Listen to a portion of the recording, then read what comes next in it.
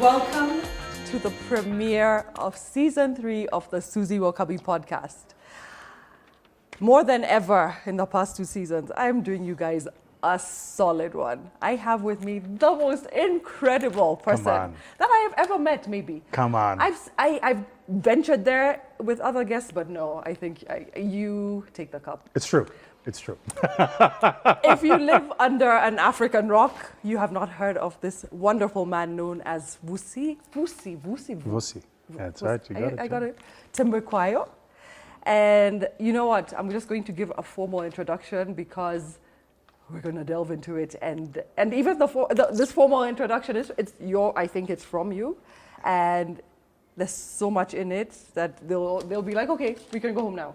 Right. Do you really want to do it? But this is just the beginning. Do you want to do the intro? I do. I feel like we know each other so well, though. We do, but they don't. Ah. So let me get into that. Let's just do the formalities. So we can start this introduction like they do on most websites. Vusi Thembekwayo is an acclaimed business mogul and global speaker. It is true.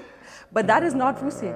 Vusi is many things. From a maverick to a leadership genius, I vouch for that, a petrol head, a family man, a self-made millionaire, to a dragon. Most importantly, he is bleeping great.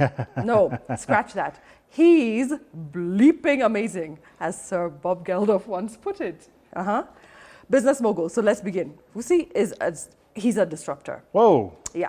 At 25, he ran a 400 million rand division in a 17 billion rand multinational. Wow. And today is widely regarded as one of the most disruptive forces in venture capital in Africa. Are you reading my notes? Yeah, well, because it's true, but I'm wondering where you got it. Yeah.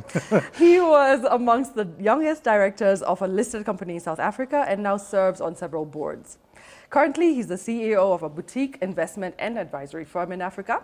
Leading by example, his firm forces medium, large, and listed businesses into much needed, often painful, always lucrative, new directions. Having graced the cover of Entrepreneur magazine with features on Forbes and Inc. 500, his social media engagement often mirrors that of a rock star, because that is what you are. So the rest is just what we're going to also talk a lot about your speaking and your inspiration and everything that you give us. You give us life, yo. Vusi, hi. Hey, Suzie. I am privileged to have you. Do you know that as much as you're my BFF, very much my BFF in my head, and I hope you accept me as yours. I have to tell you that I'm very proud of how far you've come. You're so different from when we met. Am I? Yeah, and you also radiate differently. God, from your lips to God's ears. No, really, you're definitely in a space of happier place. You radiate differently. It's true. It's true. I will take that. Yeah. I am taking that and running with it. Thank you. There's a glow. Maybe also. That's what's the light behind you. No, it's the glow. It's the glow. It's the glow. And how many years ago was that? What was that? I want to say it was like 15. It was 2015, Yeah, maybe 2014 actually. 2014? It was 2014. That would be 8 years ago. Oh, where did time go? I can't even. Yeah, we had babies, like not me and you, but we had little kids. Yeah, well, I had baby, you had a baby. We didn't have a baby together, Exactly, but yeah. Yes, and now they're like preteens. I can't believe it was 2014. Yes. So you had come to run our world here. This what was it called? I'm trying to remember. It was a huge business. I remember the green. It was at KICC. It was a KICC. It had like a lot green of green poster on it. Stuff. And I'll find that poster. Hopefully, it comes up for Terry you Ann guys. was Terry Ann was leading it. That's right. And then we thankfully got to sidebar later, and we got to know each other outside of the stage. Absolutely. Yeah. So tell me, Vusi, let's help them. Where did it start? I know, like your childhood is very colorful, so let's give them a taste of that. Oh dear. Born and raised. So I'm a South African born and raised. Yes. I come from Johannesburg, the greatest city in the world. So they say. And I come from a small township on the easternmost part of Johannesburg called Wattville in Benoni. Uh-huh. Famous for many things. Like? Me. Apart from you, of course. And Charlize Theron, the famous actress, she? comes from my town. Uh-huh. And Charlene, the Queen of Monaco, comes from my town. Yo. Stephen Kossif, the founder, CEO of Investec, one of the largest asset managers in the world, in the continent and bank, comes from my town. I'm the only one missing, maybe. Yeah, I think so. Okay. I think so. So I grew up there, raised by two incredible parents, mom and dad, who I always say to people, my father died when I was 13, but I remember vividly before my father's passing that being with my mom and my dad was actually embarrassing. Tell me why. They were enamored. Oh. Completely enamored. Like they held hands all the time, kissed on the cheeks. So I was just like, That's amazing. you know, growing up, you're just like, cut it out. You're what number in siblings? So there's three of us. There were five of us. Uh-huh. My two eldest siblings passed Oh, okay.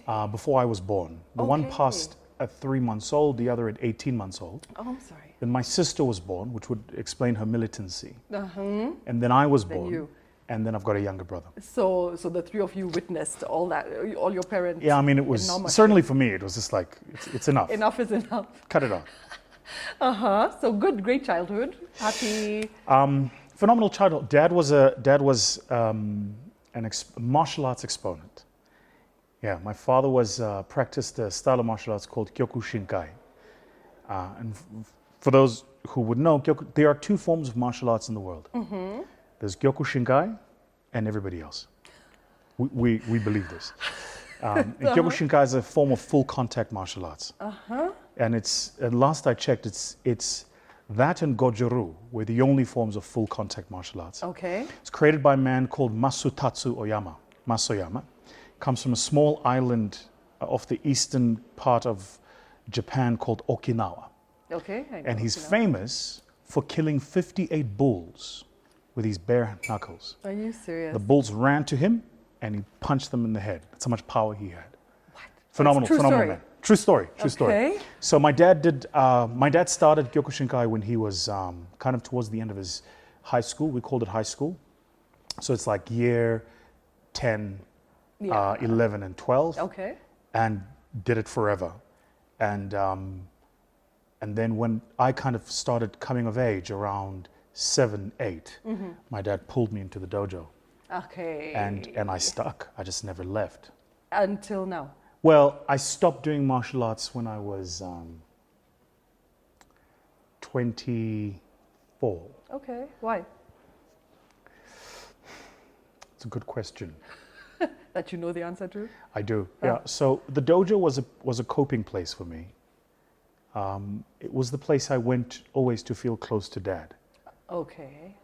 And it took 13 to 24 years old to get to a stage in my life where missing him didn't hurt. I completely get that. So I could remember him fondly. It wouldn't be painful. Awesome. And people who suffer grief would know this, right? Like Yes. you miss somebody and it hurts you. Mm-hmm. And then there's a point you get to where you have fond memories of them. I'm on that journey. I haven't reached there yet. Yeah, so I got to like 23, 24. I was also a young man about town. I'd started clubbing. Uh-huh. Very hard to be at the dojo at 7 in the morning when you've been to the club at 5 the night before. Yeah. So, yeah. Okay. So, your teens grew up there. Did you ever leave your hometown? So I left. I did. My public speaking took me all over the world. When I was, at 15, I started public speaking. What? Okay, you just stopped me in my tracks. I'm like, your public speaking, that's in your 30s? No. No, so at 15, I started public speaking. At 15, I started public speaking. At 16, I am average. I'm going to say there's a story to that, why it was 15, and I think you. Yeah. There's a. I had a.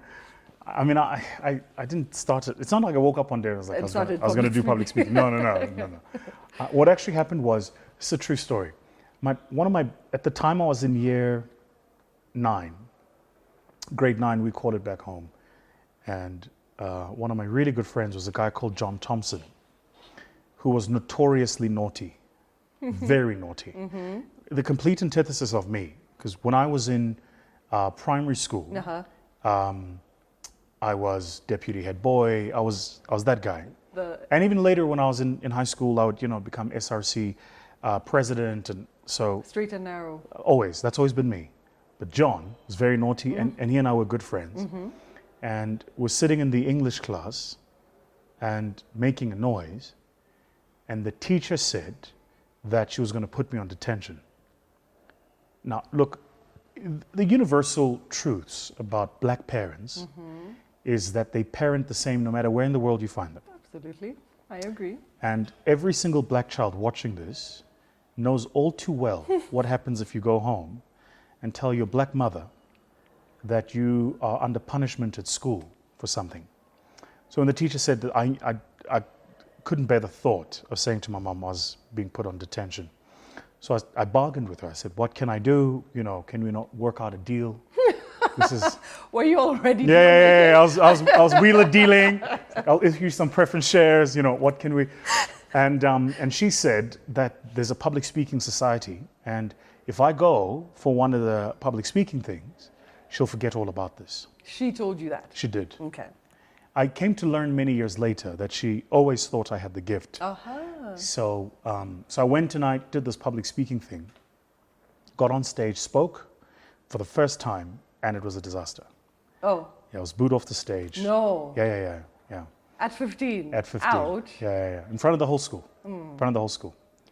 But the martial arts training teaches you that the place, you always go to the place where things are the hardest. That's how martial arts works. So the technique, the maneuver, the move, the kick that's most rewarding generally is the hardest to do. Isn't that true Life. in life It's in life. general? Yeah. It's life. Yeah. So once that was drilled into me, it's kind of how I started approaching things. As a consequence, I got booed off the stage, decided I was going to take on the challenge, and started doing public speaking. Then I went to every single competition, and I must tell you, I was terrible. I was really, really bad. And you still kept going back? Yeah, because it's this martial arts training. Yeah. I was so bad that I think that they put me on the scoreboard just for civility. I genuinely, I think the judges were like, well, somebody has to come last. Oh. So we'll put his name there. We won't tell him what he scored, but we'll put his name there. So I had this, and I was 15, but I persisted. My luck then, I'd like to think, as remains the case today, is that whereas most people will sprint the first 70 meters of a 100-meter race and then coast once they know they won, I'll sprint way beyond the finish line. From the beginning? It's my nature, I'll keep going. So I persisted. And by the time I was 17, I won the regional championships, then provincial championships. You guys have counties, we have province. Then the national championships, then the African championships, then the world championships. What? Yeah. So I went from so bad, not scoring anything, to world champion. To the token loser to world champion. Yeah. In like 26 months. And well, okay, I was going to say, at what age was this world championship? Yeah, 26 months. My first time on a plane, I was 17 years old. Never forget, I got the emergency seats on Virgin Atlantic, 2002. We flew from Joburg to Heathrow Airport, and I was competing at the World Championships. Bless. Yeah. Wow. So God's been good. Okay, goosebumps. All right, so you did not then leave high school saying, I'm going to be a public speaker for life. Oh, black mothers. Come on. That's not going to happen. Right. It's like, what? Nah. So what was your plan after high school? So this is actually interesting. When I was in high school, I was in the choir. Okay, well, let me explain. Suzie, wait, because I know exactly where your head just went because I know you that well. All right. So let's just say that I was a bit of a Matilda. Okay. I was a protege. Okay. Right? So I was in the choir. I was in the East Rand, in the Johannesburg East Rand area boys choir. Then I was in the Gauteng province's boys choir. And then I made it to the National Youth Choir, but I was like, I'm not going. because they had a camp and I didn't want to go to the camp. Uh-huh. But in addition to this, I played the violin. Okay. And I ran 100 meters. My fastest time was a 10:8. I still think it was a 10:7, but it was a 10:8. Yo, that's... And I ran 200 meters. And national colors in martial arts, national colors in music, national colors in public speaking. So the point is, I was that kid. You're exhausting. Yeah. And this is, you haven't left high school yet. I'm tired. But let's go. Can I tell you something? I'm strong. I'll tell you something, which is, you'll understand this because you've known me for long enough. Yeah. Generally, when people first hear of me or hear about me, their immediate response is the story can't be true because there's too much in it. Generally. It's not possible. It's too many lives. He's lived too many lives. Yeah. But my gift, that I think just the gift that God has given me, is for whatever reason, He's placed me in the right places with the right people. He's constantly opened the right doors, surrounded me with the right people, because you need the support. You can't do it alone. Of course. And given me grace where I have made error. Yeah. There must have been some wrong doors. Oh yeah, of course. Here and there. Of course. We'll find them. Okay, so you're going to college. I'm assuming it's not an option. I mean, so 17 I went to England, public speaking, and then 17 again left and went to live in Australia.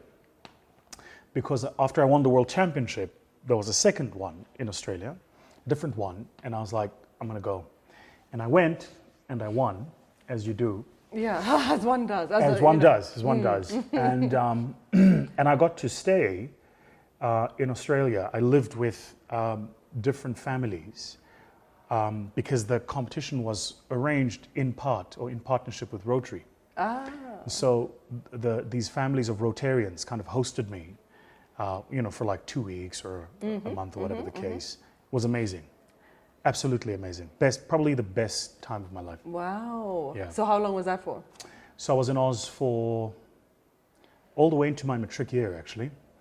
Into my final year. We have matric in South Africa. Okay. So I was in Oz for December into my matric year, came back home, did my tutelage, wrote my exam, finished my high school, tops.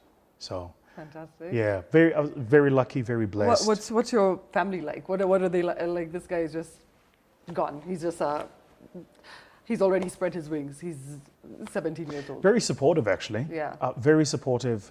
My mom literally did the slaughter the goat thing every time I had to go away. Oh. Yeah, so the whole family would gather. Some poor goat lost his life. was sacrificed. There's a meme I once saw where the goat is looking at like a crowd of people, and it's all black people. Yeah. And the goat is saying to the people, "Who told you guys I'm Wi-Fi for your ancestors?" Anyway, but yeah, every time I had to go away, Mom had like and also I come from the era and the environment where there was no such thing as individual success. So if you succeeded, we succeeded. We've succeeded. Yeah. Awesome. If you do well, we're doing well. If you're going to varsity, we're going to varsity. And when you come back and graduate, we've graduated. So your graduation party is hosted by the entire neighborhood. You're going away to university party, the entire neighborhood. The first time you're getting on a plane, the whole neighborhood. First time you hopefully first and last, decide to get married, the whole neighborhood. So it's you grow up constantly in a communal environment. Yeah. Love it. Okay, so then have we reached the college years? Yes. Yeah, my college. What did you study in college? How many majors did you have? Should I just go how many majors and how many minors? Oh my gosh. Yeah. You were meant to immediately say no, of course, just one. So every story, I think, for every person in their lives has a blip. That was my first blip. Wow. Yeah. Yikes. In the sense, and I'm glad it happened, actually. Okay. So I went to varsity. I went to university back in South Africa. And the truth of the matter is that I wasn't ready for university life. Why? I couldn't frame it. I couldn't understand it. I understood school. I understood rules. I understood assembly. I understood class time. I understood. You understood independence. Yes, but I think independence at university is very different. See, independence when I was traveling the world speaking was constantly under the shelter Still and protection. chaperoned. Okay. Get a varsity and there's, if you don't want to go to class, you actually don't have to. Yeah. If you don't want to show up at lecture, you don't have to. Yeah. If you want to go out and party late, you can. You can. So I battled a little bit with this, but I also battled with the.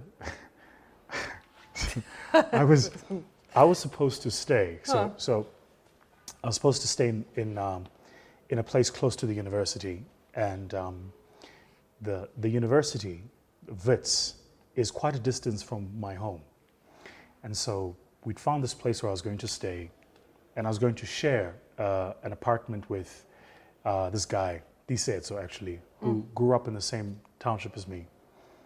And this is a true story. We pay the deposit, get ready to move in. The day arrives, I'm moving in. And my mom says to me, I'm coming with you to see the place you're moving into.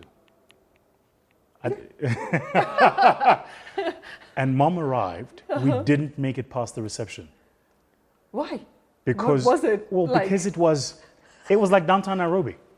Oh, okay. Yeah, it was a lot like this. It was now recognize from her perspective, she's like, hold on, this is my prized possession son. He's gone to this like great Model C school, Yeah. phenomenal education, all of this exposure. I'm not leaving him here in these elements. So we arrived the day I was supposed to move in. My mom was like, no, tell me keep the deposit. Like the Wild West. You're coming home. Oh. Yeah. So ended up going back home and then had to commute from home every day to class. Okay, is that a far commute? It was a long commute. We have, you guys call them matatus. We call them taxis back home. It was 4 different ones. Oh my gosh. To get one way and 4 back. Oh no, okay. And you have to wait for it to fill up before it goes. Okay, no. So I would leave home at about, if I wanted to be on time for the first lecture, I had to leave home before 6 o'clock in the morning. And in the afternoons it was worse because then there's more traffic, it was just harder. So is there a reason why you couldn't just get a different place to live instead of the Wild West that you were trying to live in? I think it's a very good question. A very good question. I'm like, why the commute?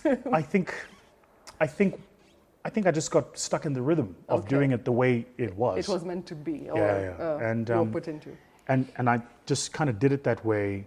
Didn't enjoy varsity. Didn't enjoy my first year. That was probably a big part of it. Yeah, and then it was also. I mean, look, in high school, being cool. I knew. I shouldn't say this, but I knew the parameters for cool. I understood the parameters. I understood the rule book. The parameters for cool are: you're either the cool nerd, really smart, top of your class, or you're the sports jock. Yeah. I was kind of the hybrid between. Right. So I understood this. When I got to varsity, I was like, what's the matrix here? Yeah. Because there is you're arriving in your first year, there's somebody who's in their final year doctorate. So they're at a very different stage in their lives. And everybody dresses the same, there's no uniform. So I didn't understand this. And it was just it was a different environment. Too many different things. Too much moved for me. Too much moved. And at the end of my first year, we also couldn't pay. And so I was in South Africa. If you can't pay for your education, you can't come back for the following year. It's called financial exclusion. So couldn't pay, couldn't come back for my second year. And went and got a job, as you do. Wow. Yeah. So scholarship was not an option, or you didn't look into it? Again, I think that there's a lesson to learn about rhythm in life. I think a lot of people too many people, frankly, spend too much of their lives living a rhythm that was determined for them by the world. Yeah, for sure. It takes a lot of self-knowledge, introspection, discipline to To go. pull the reins when your life is headed down one direction and make a decision to switch. It's a lot easier to just, I'm stuck now, this is my rhythm, right? So For yeah. sure, yeah. Okay, Yeah. so you pulled the reins. Yeah, I think I did. I mean, I pulled the reins, got a job. Yeah. And- so what was was that your first job? It was my first job. Yeah, I what? worked for a company called Digital Mall. The founder and CEO is still a friend of mine today. Oh, nice. Yeah. And still has digital more. The company actually grew. It's now called the Digital Solutions Group. Nice. And that man taught me the first and most important lesson of business, sales. So I arrived at this company to work there, and he looked at me and he was like, you know, you've got this public speaking thing. I was like, yeah. And he said, having the gift of persuasion is one thing, but having the gift of persuasion to action is something else. So I'm going to teach you how to not only persuade, but how to get people to act Yeah. once you've persuaded them. Yeah. It's like, that's cool. Yeah. So I joined a sales team. I hated it at first, I know you can sell ice to an Eskimo. but I hated it. But it doesn't mean you like exactly. Yeah. You could, but you didn't necessarily love Yeah, I also think that, I mean, you know, you own your own business, so you know this.